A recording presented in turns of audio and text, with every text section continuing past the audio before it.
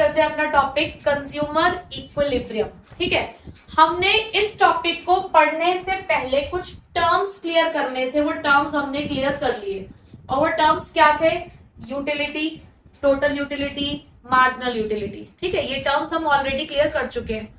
अब consumer equilibrium होता क्या है पहले उसे पढ़ लेते हैं। देखो, कंज्यूमर इक्विलिब्रियम, इक्विलिब्रियम का मतलब क्या होता है? अगर इक्विलिब्रियम बोलूं तो इक्विलिब्रियम का मतलब होता है द पोजीशन ऑफ रेस्ट, यानी कि एक ऐसा स्टेट जहां पर आकर आप रुक गए हो।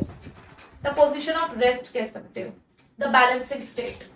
ठीक है, अब इक्विलिब्रियम की बात करें अगर कंज्यूमर्स के साथ, तो एक कंज्यूमर इक्विलिब्रियम में कब आता है? तो एक कंज्यूमर इक्विलिब्रियम में तब आता है जब उसे मिलता है मैक्सिमम सेटिस्फैक्शन। एक कंज्यूमर, देखो एज अ कंज्यूमर हम क्या चाहते हैं कि जितना पैसा हम खर्च कर रहे हैं, जितना पैसा हम खर्च कर रहे हैं उससे हमें मैक्सिमम सेटिस्फैक्शन मिले। पैसे हम 10 रुपए खर्च करें लेकिन सेटिस्फैक्शन 100 का मिले, भाई एज अ कंज्यूमर तो हम यही चाहते हैं। ठीक है, तो कंज्यूमर इक्विलिब्रियम का मतलब होता है अटेनिंग मैक्सिमम सेटिस्फैक्शन। बट क्या सिर्फ इतनी सी ही बात है? क्या इतनी सी ही बात होगी? नहीं। देखो, कंज्यूमर इक्विलिब्रियम कहता है कि एक ऐसी पोजीशन है जहां पर एक कंज्यूमर अपनी गिवन इनकम को खर्च करता है, जहां पर एक कंज्यूमर अपनी गिवन इनकम को क्या करता है? खर्च करता है। और खर्च करके वो क्या हासिल करने की कोशिश कर रहा होता है? वो हासिल करने की कोशिश कर रहा होता है मैक्सिमम सेटिस्फैक्शन। और उस मैक्सिमम सेटिस्फैक्शन की स्टेट पर आ जाने के बाद वो चेंज नहीं करना चाहता। Equilibrium is that position where a consumer wants to spend his given income to attain the maximum satisfaction and he feels no urge to change। जहां पर पहुंचने के बाद वो अपनी क्वांटिटी, यानी कि जितनी क्वांटिटी वो खरीद चुका है वो उसे बदलना नहीं चाहता। ना तो वो उससे एक क्वांटिटी ज्यादा चाहता है, ना वो इससे एक क्वांटिटी कम चाहता है। ये हमारी एक्चुअल डेफिनेशन जो क्या कहती है कंज्यूमर इक्विलिब्रियम के बारे में, कि पहली बात ये एक सिचुएशन है जहां पर एक कंज्यूमर खर्च करता है अपने गिवन इनकम को। अब जब यहाँ बात आई गिवन इनकम की, तो गिवन इनकम का मतलब है कि यहाँ पर हमने अपनी इनकम को फिक्स कर दिया था। अब गिवन इनकम का मतलब ये नहीं है कि सारी की सारी इनकम, यहाँ पर आपको वर्ड ये भी लिखा हो सकता है एंटायर इनकम। अब एंटायर इनकम का मतलब ये नहीं कि सारा ही पैसा खर्च कर देता है वो। एंटायर इनकम या गिवन इनकम का मतलब है जितना पैसा उसने निकाला उस कमोडिटी को खरीदने के लिए। आप मार्केट में सेब लेने के लिए निकले, ठीक है, आपने अपनी जेब में 200 रुपए रख रखे, आप 200 रुपए लेके मार्केट में गई जी हम सेब खरीद के लेकर आएंगे, तो दैट मीन्स उस केस में आपकी गिवन इनकम कितनी है? 200 रुपए। आप उस 200 रुपए को खर्च करके मैक्सिमम सेटिस्फैक्शन चाहते हो।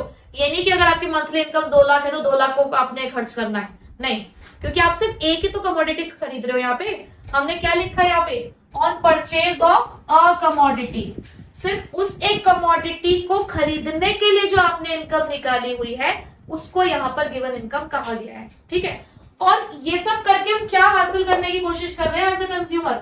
हमें चाहिए मैक्सिमम सेटिस्फैक्शन।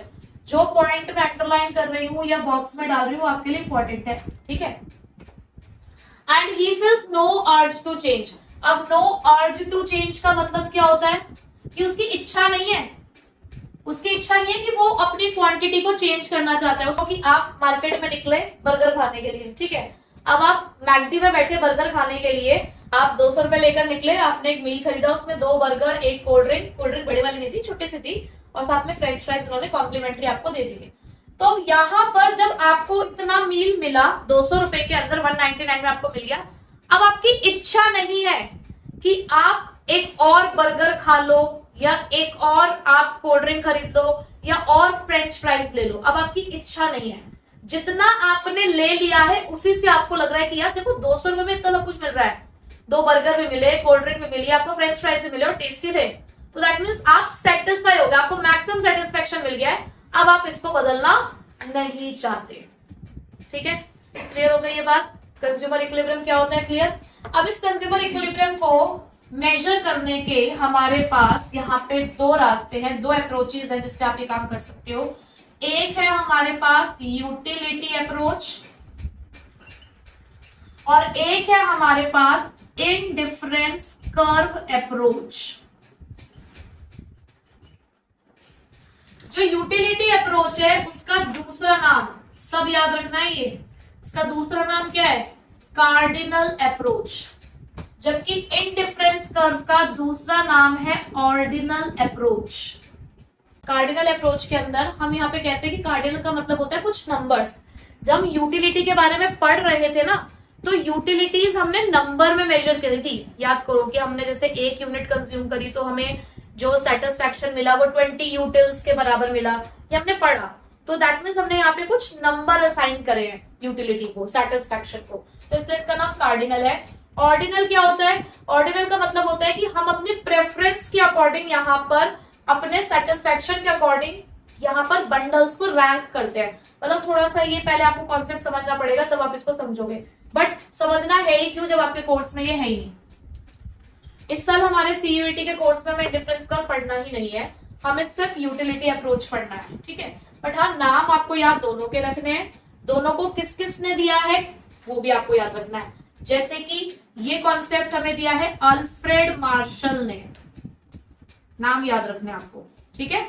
ये हमें दिया है अल्फ्रेड मार्शल ने, और इनडिफरेंस कर्व हमें दिया है जेआर हिक्स ने।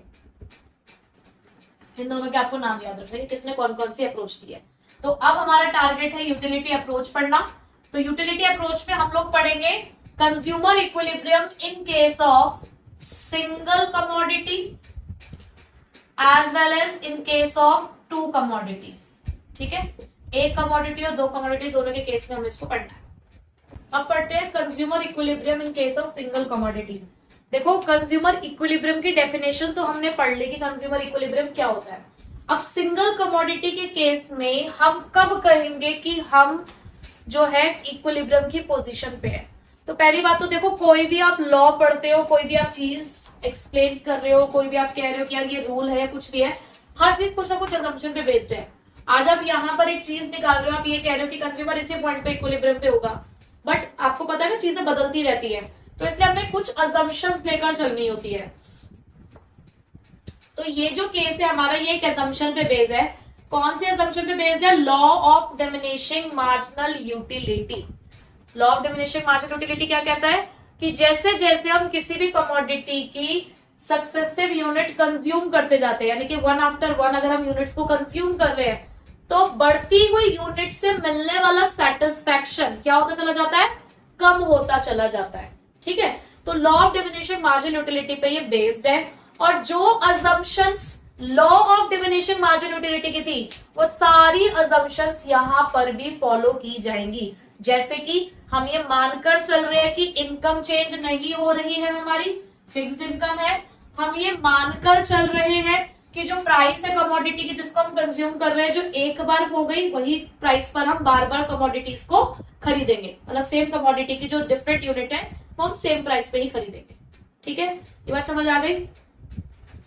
अब कंडीशन क्या है? देखो, एक ही कंडीशन है, कंडीशन है कि हम उस पॉइंट पे इक्विलिब्रियम में होंगे जहां पर उस कमोडिटी पर खर्च किया गया पैसा उससे मिलने वाले सेटिस्फैक्शन के बराबर हो। जहां पर उस कमोडिटी पर खर्च किया गया पैसा उस कमोडिटी से मिलने वाले सेटिस्फैक्शन के बराबर हो। अब आपके माइंड में एक बात आ जानी चाहिए कि पैसा और सेटिस्फैक्शन दोनों आपस में मेजर कैसे किए जा सकते हैं। पैसे की यूनिट तो रुपये है यहाँ पर, जबकि सेटिस्फैक्शन की यूनिट यूटिल्स है। दोनों डिफरेंट मेजरमेंट यूनिट वाले हैं, तो ऐसे में कंपैरिजन आप कैसे कर पाओगे, कैसे इक्वालिटी लेकर आओगे। तो इसीलिए हमें यूटिल्स को मनी में कन्वर्ट करना पड़ता है। हमें यूटिल्स को किस में कन्वर्ट करना पड़ता है? मनी में। और उसे मनी में कन्वर्ट करने की हमारे पास एक टेक्निक है, एक फॉर्मूला है, जो कि ये है। इस फॉर्मूले से हम उसको कन्वर्ट करेंगे। चलो, ये तो बात की बात है, पहले जरा कॉन्सेप्ट समझ लेते कि है क्या। देखो, सपोज करो कि आप कभी एक मूवी देखने गए, ठीक है। अब फ्री हो, मूवी देखने जा सकते हो, घूमने फिरने भी जा सकते हो, तो आपने एक प्लान बनाया। अब मूवी देख रहे हैं हम, और फिर लास्ट में खत्म हुई मूवी, हम बाहर निकले मूवी हॉल से। तो जब मूवी हॉल से बाहर निकलते हैं तो बहुत सारे स्टेटमेंट, बहुत सारा फीडबैक होता है। वहां से निकलने वाली ऑडियंस का। हम जब मूवी नहीं देखते, हम टीवी पे भी देखते हैं, कोई नई मूवी रिलीज होती है तो वहां पर निकलने वाले जो लोग होते हैं उनसे वो इंटरव्यू ले रहे होते हैं, तो वहां पर निकलने वाले जो लोग होते हैं उनसे इंटरव्यू ले जाता है कि मूवी कैसी थी कैसी थी, तो कोई कहता है पैसा वसूल मूवी थी। पैसा वसूल मूवी का मतलब क्या है भाई, जितने पैसे खर्च किए उसके हिसाब से बढ़िया मूवी थी, हमें ऐसा लगा कि हमने जितना पैसा दिया है ठीक दिया है। कुछ कहते हैं बकवास मूवी, पैसा वेस्ट हो गया, यानी कि जितना पैसा आपने दिया आपको उसके लेवल का सेटिस्फैक्शन नहीं मिला। कुछ कहते हैं वन टाइम वॉच, एक बार देख ली ठीक है। कुछ कहते हैं बढ़िया मूवी है दोबारा देखने के लिए आएंगे, और कुछ ऐसे भी होते हैं जो दूसरी तीसरी बार देखकर जा रहे होते हैं। तो यहाँ पर आपको अलग अलग स्टेटमेंट्स मिले ना, तो ये अलग अलग स्टेटमेंट्स क्या कहते हैं कि भाई जहां पर उन्होंने ये बोला कि बिल्कुल मूवी बकवास थी, या चलो मैं पॉजिटिव पॉइंट से स्टार्ट करती हूँ, जहां पर उन्होंने ये बोला कि मूवी बहुत अच्छी है, एक बार नहीं बार बार देखने के लिए आएंगे, इसका मतलब जितना पैसा वो खर्च कर रहे हैं उन्हें जो सेटिस्फैक्शन मिल रहा है, जितना पैसा वो खर्च कर रहे हैं उनको जो सेटिस्फैक्शन मिल रहा है उससे ज्यादा मिल रहा है, मजा आ रहा है उन्हें वहां पे पैसा खर्च करने पे। तो जब मजा आ रहा होता है ना तो हम रुकते नहीं है, हमें लगता है कि यार जितनी कॉस्ट है उससे ज्यादा का बेनिफिट है, तो क्यों रुकना है, चलो बार बार जाओ, उस काम को बार बार करेंगे, हम रुकेंगे नहीं। तो हम इस पॉइंट पे, इस स्टेज पे रुके नहीं। बट अब यार एक पॉइंट ऐसा आएगा ना कि चाहे भले कितनी अच्छी मूवी क्यों ना हो, बार बार उसको देख देख के एक पॉइंट ऐसा आएगा कि अब आपको डायलॉग्स भी याद होने लगे सब कुछ, तो उस लेवल का मजा नहीं आएगा आपको। अब आप उस लेवल पे आ गए हो कि पैसा वसूल मूवी थी, वो वाले थे जो कह रहे हैं कि पैसा वसूल मूवी थी, तो पैसा वसूल मूवी वाला मतलब है कि जितना पैसा खर्च किया उतना ही सेटिस्फैक्शन मिला, ना मुझे पीछे वाले स्टेज पे जाना ना मुझे आगे जाना है, ठीक है, वन टाइम वॉच है, फिर जितना पैसा दिया उतना हमें सेटिस्फैक्शन मिल गया, बस ओके, और कुछ नहीं चाहिए हमें, ठीक है। लेकिन अगर मैं इसके बाद भी इस चीज को कंटिन्यू करूं तो भाई उस केस में जितना पैसा मैं खर्च कर रही हूं वो मेरे लेवल ऑफ सेटिस्फैक्शन से ज्यादा हो जाएगा, ठीक है। चलो एक और एग्जांपल लेते हैं। आपको किसी एक जगह का बर्गर पसंद है, ठीक है, अब और उसकी ना प्राइस भी बहुत कम है, 20 रुपए में 50 रुपए के टेस्ट वाला बर्गर बेच रहा है कोई, और आप रोज जा रहे हो उसके पास, रोज खाने जाते हो, क्यों भाई, आपको बहुत मजा आ रहा है कि यही बर्गर अगर हम कहीं और जाके खा रहे तो 50 रुपए खर्च करने पड़ रहे हैं, 20 रुपए में वैसा बर्गर खिला रहा है, तो भाई आप खाओगे, डेली खाओगे, खुद भी जाओगे, दोस्तों को भी लेकर जाओगे, एक के जगह 2 भी खाओगे, 3 भी खाओगे, बहुत बढ़िया आ रहा है, मजा आ रहा है। लेकिन एक पॉइंट ऐसा आएगा जहां पर आपको, मैं कह रही हूँ प्राइस सेम है, मैं सिर्फ आपके लेवल की बात करूँ कि आपका सेटिस्फेक्शन का लेवल क्या हो रहा है, प्राइस नहीं चेंज हुआ। एक पॉइंट ऐसा आएगा कि अब जो आपकी जीभ है ना वो उसके टेस्ट से बहुत ज्यादा फैमिलियर हो चुकी है, जो मजा उसे स्टार्टिंग में आ रहा था ना वो मजा हमारी जीभ को आना बंद हो जाएगा। हमारी जीभ बड़ी नालायक है, वो शैतान है, इसे रोज नया टेस्ट चाहिए, ठीक है। लेकिन अब एक पॉइंट ऑफ टाइम पे आने के बाद अब ये कहिए कि नहीं, ट्राई समथिंग न्यू नाउ, तो अब उसे लगेगा कि यार ठीक है 20 रुपए खर्च कर रहे हैं ना, 20 के बराबर ही सेटिस्फैक्शन मिल रहा है, ठीक है।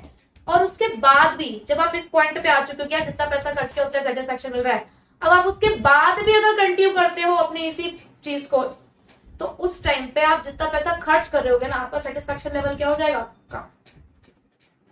तो इसीलिए आपको कहां दिखा है कंज्यूमर इक्विलिब्रियम में, कौन से पॉइंट पे दिख रहा है इक्विलिब्रियम में, वो क्या वो इस स्टेज पे नहीं दिख रहा, क्योंकि अगर आप यहां पर हो, देखो ये बहुत अच्छा पॉइंट है, आप कहोगे यहां क्यों नहीं रुक रहा कंज्यूमर, यहां रुकी तो नहीं रहा। कंज्यूमर इक्विलिब्रियम की जो पोजीशन है, कंज्यूमर इक्विलिब्रियम की जो डेफिनेशन है वो क्या कहते हैं, रुक जाते हैं एक जगह पे आके, पर जब हमें बेनिफिट ज्यादा मिल रहा होता है तो हम रुकी तो नहीं रहे, यहाँ तो हो ना लालची, उस लालच में हम और आगे बढ़ रहे हैं, जब और आगे बढ़ रहे हैं तो इस स्टेज पे आ गए, बट अगर इस स्टेज से आगे जाते हैं तो सेटिस्फैक्शन हमें मिल नहीं रहा है ज्यादा, तो ये तो स्टेज हम लेंगे ही नहीं, ठीक है। हम कौन से स्टेज पे आके रुकेंगे, हम इस स्टेज पे आके रुकेंगे। So this is the situation of consumer equilibrium in case of single commodity. Clear हो गई बात। अब आपको बस करना क्या है, यूटिलिटी को मनी में कन्वर्ट करना है। कन्वर्ट कैसे करते हैं कि उस कमोडिटी से मिलने वाली मार्जिनल यूटिलिटी को डिवाइड करना होता है एमयू ऑफ अ रुपी। अब ये एमयू ऑफ अ रुपी क्या है, एमयू ऑफ अ रुपी कुछ नहीं है, एमयू ऑफ अ रुपी का मतलब है the extra utility, the extra satisfaction obtained when an additional unit is spent on other good। यानी कि जब हमने क्या किया, अपने पैसा, हमारे पास जो भी पैसा था उसकी एक एक्स्ट्रा यूनिट हमने किसी और गुड पे खर्च कर दी, हमने जो गुड हम ले रहे थे, जो गुड हम कंज्यूम कर रहे थे, उससे हटके हमने किसी और एक गुड पे भी पैसा खर्च कर दिया, उससे हमें और सेटिस्फेक्शन मिल रहा है। आपने सिर्फ बैठ के बर्गर ऑर्डर किया था, बर्गर पे पैसा खर्च किया, लेकिन बर्गर के साथ साथ आपने कोल्ड ड्रिंक ऑर्डर कर दी, तो मजा डबल हो गया ना, और ज्यादा अच्छा मजा आ रहा है। तो उसे बोला गया एमयू ऑफर रुपी, एक्स्ट्रा यूटिलिटी जो किससे मिल रही है, जब आप अपनी एक एडिशनल यूनिट किसी दूसरे गुड पे खर्च कर रहे हो। ठीक है, तो जब आप ये कर देते हो तो वो टर्म्स ऑफ मनी में कन्वर्ट हो जाता है। क्लियर? अब इसी को जरा थोड़ा सा स्केड्यूल से समझते हैं। हम कोई एक कमोडिटी कंज्यूम कर रहे हैं जिसकी यूनिट है 1 to 6 तक। हम ऐसा मानकर चल रहे हैं कि प्राइस 10 रुपए है हर एक यूनिट की। Price of the commodity is ₹10, ये हमने फिक्स कर दिया है। उनसे मिलने वाली यूटिलिटी हमने यहाँ पर लिख दी है, but it is in terms of utils. तो पहले मुझे इसको किस में कन्वर्ट करना पड़ेगा? In terms of money, money में कन्वर्ट करना पड़ेगा। तो किससे डिवाइड करोगे इसे? एमयू ऑफ अ रुपी से।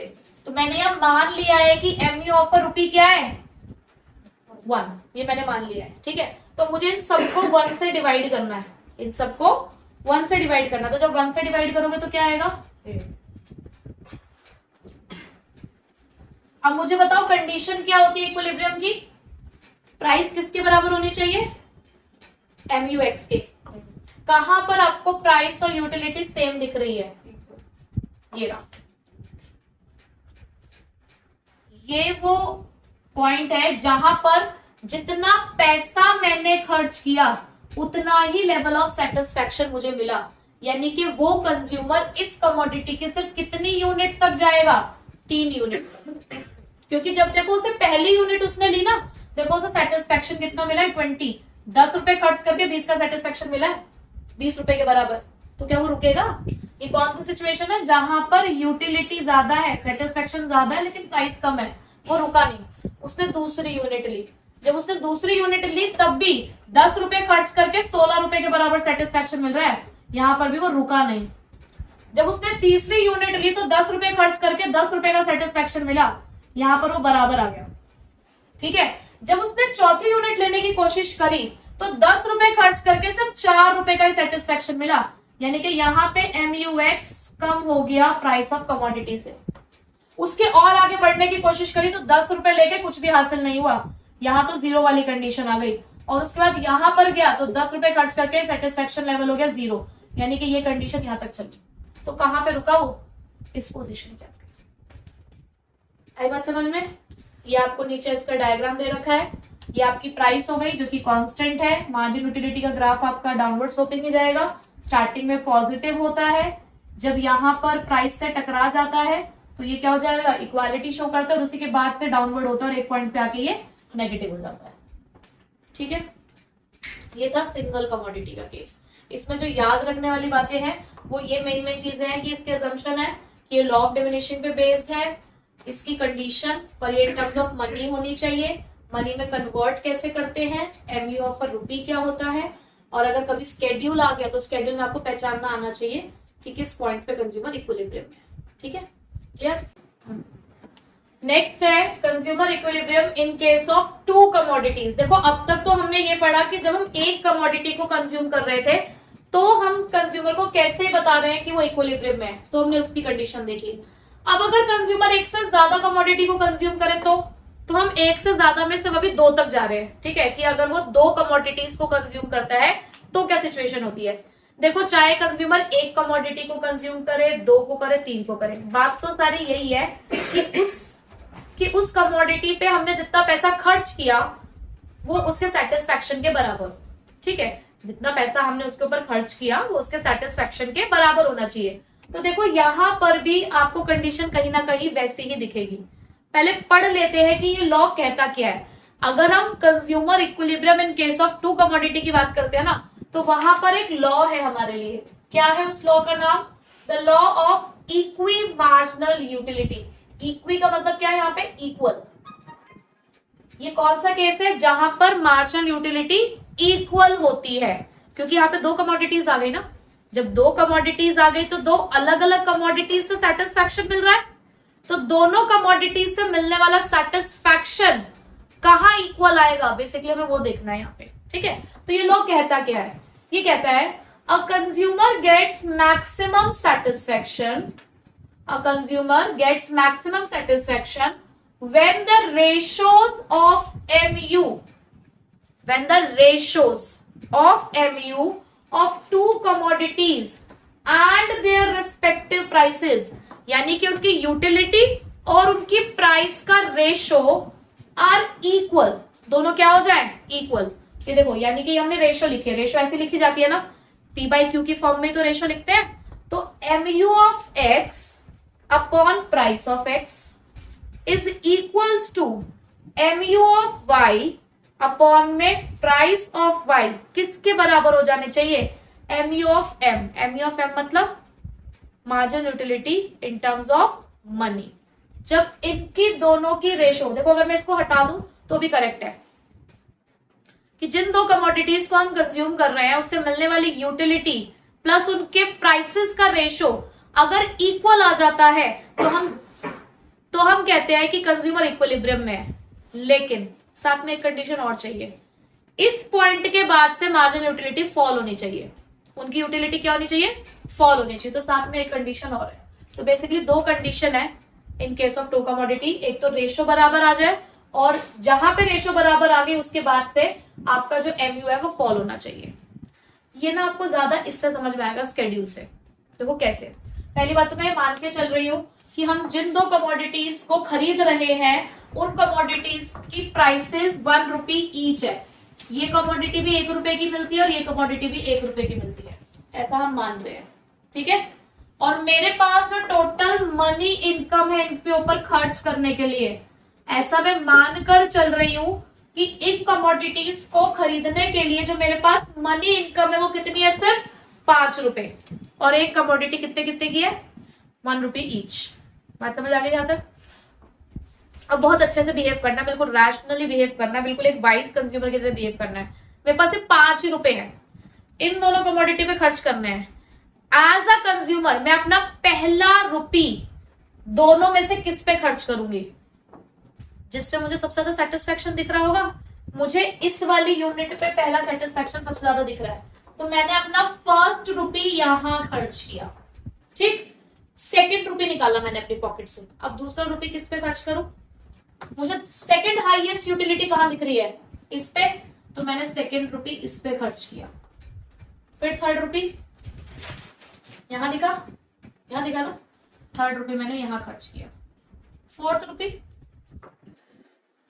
इधर भी 12 है, इधर भी 12 है, कहां खर्च करोगे आप, यहां खर्च करोगे। क्यों भाई, इसकी ना अगर मैं लॉ की बात करूं तो इसके आप ऑलरेडी 2 यूनिट खरीद चुके हो, क्योंकि आप इसके 2 यूनिट खरीद चुके हो तो कहीं ना कहीं आपके माइंड में इसके लिए जो सेटिस्फेक्शन है वो थोड़ा कम हो चुका होगा। तो अब अपना फोर्थ रुपी किस पे खर्च करोगे, इस पे खर्च करोगे। आपने अपना फोर्थ रुपी इस पे खर्च किया, फिर उसके बाद फिफ्थ रुपी इस पे खर्च करोगे, ठीक है। पैसे हैं खत्म हो गए, ठीक है। अब इससे कंक्लूजन क्या निकला, पहली बात तो जब आप इस तरीके से खर्च करोगे, आप इन यूटिलिटीज का टोटल करो। यूटिलिटी का टोटल मतलब 20 plus 16 plus 14 plus 12 plus 12, maximum utility होगी ये। इसकी जो टोटल यूटिलिटी बनेगी मैक्सिमम बनेगी। चाहे आप दूसरे किसी भी तरीके से खर्च करके देख लो कि आपने 4 रुपए यहाँ खर्च किए, 1 रुपए यहाँ खर्च किया, यहाँ किया, आप कैसे भी करके देख लेना, आपका यूटिलिटी का सम उतना नहीं आएगा जितना इसको प्लस करके आएगा। ये मैक्सिमम है, मैक्सिमम यूटिलिटी आपको इस तरीके से खर्च करने पे ही मिलेगी, ठीक है, पहली बात। दूसरा कंक्लूजन, यहां पे वो कहते हैं कि कंज्यूमर उस पॉइंट पे इक्विलिब्रियम में होगा जहां पर आपने जो अपना लास्ट रुपी खर्च किया, पहली वाली कमोडिटी पे आपने अपना आखिरी पैसा कब खर्च किया है, यहाँ पे ना, इससे यूटिलिटी कितनी मिल रही है 12। आपने यहाँ पे लास्ट रुपी कितना खर्च किया है, यहाँ पे ना 2 रुपए खर्च किए हैं, यहाँ पे उससे यूटिलिटी कितनी मिल रही है 12। यानी कि दोनों कमोडिटी पे जहां पर आप लास्ट रुपी स्पेंड कर रहे हो, उस लास्ट रुपी स्पेंड पे जो यूटिलिटीज होनी चाहिए वो इक्वल होनी चाहिए। मैंने इस पे टोटल 3 रुपए खर्च किए हैं, तीसरे रुपए खर्च करते ही मुझे 12 की यूटिलिटी मिली। मैंने इस पे 2 रुपए खर्च किए हैं, दूसरे रुपए पे हमें मुझे 12 यूटिलिटी मिली। तो जो भी हम लास्ट रुपी खर्च करते हैं उस लास्ट रुपए से मिलने वाला जो सेटिस्फेक्शन है वो कैसा होना चाहिए, इक्वल होनी चाहिए। बात समझ आ गई यहां तक, पक्का। तो हम एक्स कमोडिटी की कितनी यूनिट खरीदेंगे, एक्स की कितनी यूनिट खरीदेंगे हम 3, हम एक्स की खरीदेंगे 3 यूनिट और वाई की कितनी खरीदेंगे, वाई की 2 यूनिट। ठीक है, इस तरीके से हमने अपने 5 रुपए खर्च किया और मेरे को मैक्सिमम सेटिस्फेक्शन मिल रहा है कि मैंने एक्स की खरीदी है 3 यूनिट और वाई की खरीदी है 2 यूनिट, क्योंकि वहीं पे हमारी जो कंडीशन है वो फुलफिल हो रही है। ठीक है, तो ये था हमारा 2 कमोडिटी केस। इसी के साथ जो यूनिट 2 का इक्विलिब्रियम वाला पार्ट है वो खत्म हो गया है, हमें अब डिमांड स्टार्ट करना है। ठीक है।